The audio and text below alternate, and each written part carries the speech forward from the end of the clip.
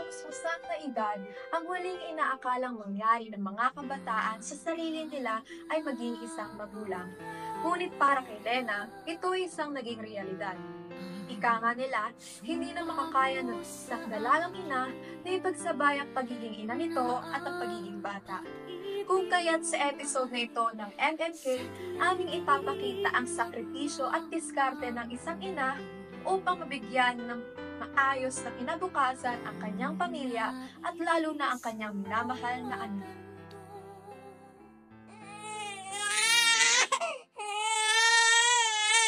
Oh, naririnig na lang naman umiiyak siya niyan. Ano problema niyan? Oo nga eh, mukhang nagugutom na naman kulit eh. Kakagdede lang nito, parang gutom na naman. Meron ka bang extra dyan, pambili ng gatas? Wala eh. Kasi yung pangsahod ko, binayad ko na din sa bayarin sa bahay eh. Pero wala. Maghahanap ako para sa pagkain ni Yan. Huwag ka mag-alala. Sige, ito na naman na po lahat Akan, dito. akan. Ay, Paano ko nagawa? Tanong sa Kasi ko, no? Pwede bilhin mo ako. wala na tayong pera eh. Lahat din pamasahe na tapos para sa pambayad na kasi. Pero nagugutom ako tayo. Naku, nak, di bale na lang ha. May pagkain naman tayo sa bahay. Pwede ko naman iinit yun. Sayang din kasi pag napanis. Pero, Di bale na muna, anak, ha?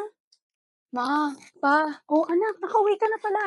meron pa tayong extra na pera. Kasi yung prof ko sabi, di raw ako makakapag-exam pag wala akong pambayad ng tuition. Naku, ganun ba? Ipasensya ka na, anak. Wala pa kasi akong pera. Di bali anak, kami na bahala dyan. Ako na mangungutang sa mga kaibigan ko. Okay? Sige po, tatay. Oh, Thank sige. you po. Pasensya na rin kasi ano pa yun sa tuition ko. O siya, sige. Nakakain ka na ba? Kumain ka na muna sa sala. Kami nang bahala ng papat. Ibabili Oo, ka. yan. Tayo tayo mangungutang yan. Nga rin naman eh. Manghingi nila ako ulit kay parang kanting, okay? Sige, kung pwedeng mahiraman mo siya, o sige. Pero, if sige, manghiram na lang din muna ako sa mga kapatid ko sa ibang bansa. Sana, may paligod niyo yung mga kanting. Sa panahon ngayon, kapag isang mag-asawa ay bubuunan ng pamilya, isa sa mga pinaka-importanteng pangangailangan na dapat mayroon sila ay ang pagkakaroon ng maayos na pinansyal o matibay na pagkakakuwanan ng pera. Marahil ito ang kailangan para may mailagay sila sa hapagkainan at sa iba pang pangangailangan hindi lamang ng kanilang anak, ngunit para na rin sa sarili nila. Isa sa mga pangarap ng mga magulang na gusto nilang matupad para sa kanilang mga anak ay makapagtapos ito ng pag-aaral. Paano na lamang kung hindi ito matupad dahil wala silang maayos na pagkakakuhanan ng pera para matupad ang pangarap na iyan? Opa, kanina habang inayos ko yung mga gastusin natin sa kuryente dito habang nag-cellphone ako, napaisip ako bigla, sobrang dami nating bayarin, dami nating gastusin. Napaisip lang ako na kung paano kung dumating yung panahon na hindi na sumapat yung kita nating dalawa. Oo Anong nga, mangyayari sa atin? yan din naisip ko eh. Pero siguro ngayon talaga ang panahon para magbukas na tayo ng ano. May sinasabi sila parang Brento ata na savings at saka investment account. Yung yung tawag doon? G-Saver ba yun? Yung G-Saver, narinig ko yan sa mga kakilala mo sa palengke. Oo, meron ako dating account niya, hindi ko lang naasikaso. Pero pwede naman tayo bukas ngayon ng joint account para kay yan. Para kung may emergency funds tayo or kaya tuition, pwede natin laan sa kanya. Tapos habang nag-iipon tayo, what if mag-invest na din tayo? Kasi kumbaga, ngayon, mag-invest tayo, pero yung mangyayari is long-term gain na rin natin in the future. May na kung ganyan, nabalitaan ko lang din sa mga kumari ko. Nag-i-invest na kasi sila ngayon sa Sun Life, tsaka sa may G-Invest, yung sinabi ko kanina. O di ba, makakatulong sa atin yun sa future, lalo na para kay Yemen. Sige, ganito na lang. Imbis na mangutang tayo or kaya kumuha tayo sa mga kaibigan na, ngayon pa lang, para kung yari nagkasakit tayo, kung ano tayo ng PhilHealth or kaya mga insurance para wala na tayo nagka-problema. Galing mo doon. Ganun mo lang talaga. Hindi na sa akin yung proof ko yung breakdown ng tuition ko. Ito daw. Tapos ito yung total for the whole year. Teka, hindi ko makita eh. Tuition fee mo. Alam mo anak, huwag ka mag-alala dahil nakahanda na lahat. Nagsimula na kami ng papa mong ayusin lahat ng kailangan natin para unti-unti na tayong makaraos. Sa pamamagitan ng tamang diskarte tulad ng pag-iipon at pamumuhunan, unti-unti nabibigyan ng direksyon ang hinaharap ng isang pamilya. Sa ganitong yugto ng buhay, mahalaga rin ang pagkakaroon ng healthcare at insurance para maiwasan ang mas malalaki pang problema sa panahon ng pangangailangan. Sa pagplano at pagdidesisyon, hindi lamang kaligtasan ng pinansyal ang natitiyak kundi pati na rin ang kapayapaan ng isipan. Pa, Oo. nakita ko yung kumpare mong si Brento. Ano sabi? Nagtatanim siya Ano ng ba? mga halaman. Hmm. Wala. Since lagi ako mag-isa dito, yung anak natin palaging nasa school, ikaw lagi ka nagtatrabaho, ako naiwan ako mag-isa dito, wala akong magawa. Magiging plantita ka. Hindi, saan mo ba nahanap yung plantita na yan? Ang akin lang naman. Joke lang.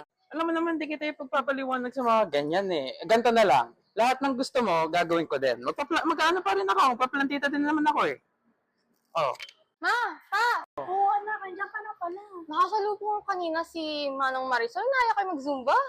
Ay, nako anak. Alam mo naman, kahit anak kita, hindi ko yan gagawin. Unang-una nakakahiya sa labas. Tapos, ang sakit na ng likod ko eh. Ay, nako, si Rigor.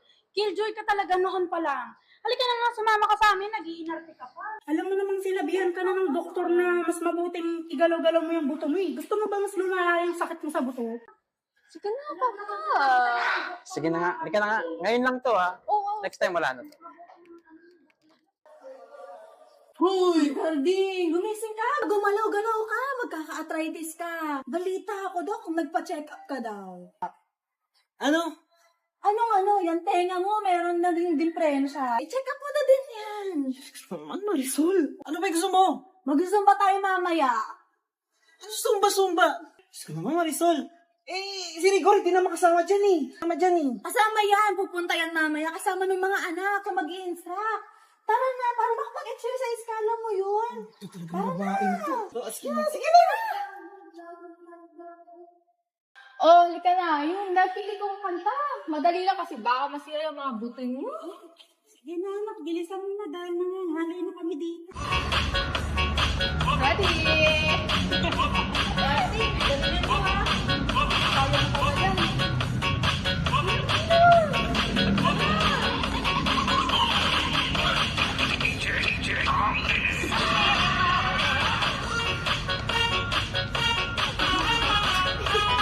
Oh, Carding, ginagawa mo pa. Ganyan. Hindi naman ako, Marisol. Ano ba? Baka-arthritis mo, mas lumala. Ganyan. Kinukulang mo na naman ako ha. Samantalang ikaw nagpapahinga pero napipilayan ka na. Ano lang yan? Narinig ka sa mga kapatid. Ay, walang sus yung dalawa na to. Hindi talaga ka isya. Yung ko yan, papa.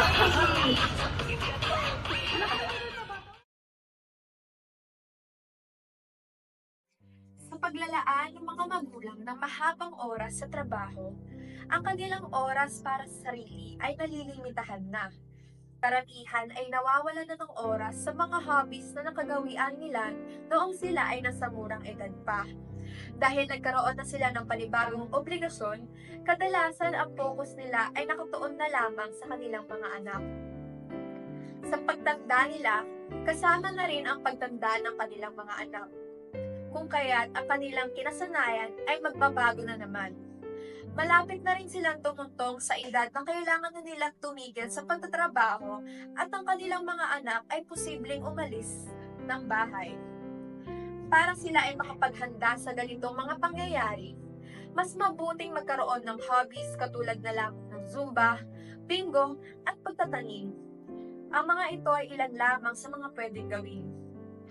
Sa paraan na ito, hindi lamang napapalakas ang katawan, nagiging daan din ito upang hindi maging malungkot at maramdaman na sila ay nag-iisa.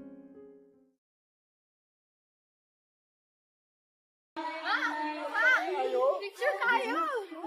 Wow, proud na proud naman ako sa'yo, anak. Thank you pa. Wala magki-picture? Ay, ate! Balik ka. 1, 2, 3, smile! Ay, gandang bata, congrats. Ma, pa, dahil dyan, titip ko dahil nakagraduate na ako. Si Vega. Siyempre, ako. Gumaganyan ka na sa amin.